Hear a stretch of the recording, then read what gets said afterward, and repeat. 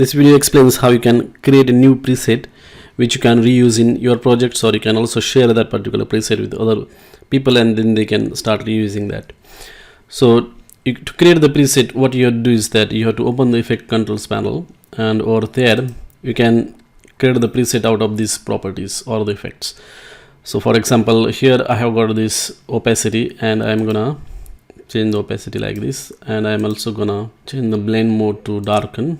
And let us say I want to save this preset. So what you have to do is that you have to go to this FX opacity and then right click and then click on save preset. So what happens is that when you save this preset, all the properties that you have changed will be saved, and then when you import that preset or when you use that preset in other projects, that will be having the same properties applied to that particular clip wherever you are using that preset.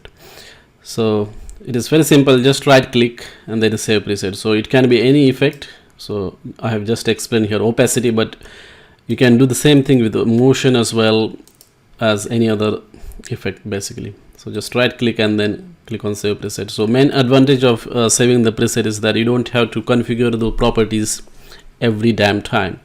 Once you make the changes, then you can just save this as a preset, and then next time onwards, if you wanna use the similar properties, you don't have to configure that. Just use the preset and that's it. That's how you can save the preset and then save some time. Thank you for watching.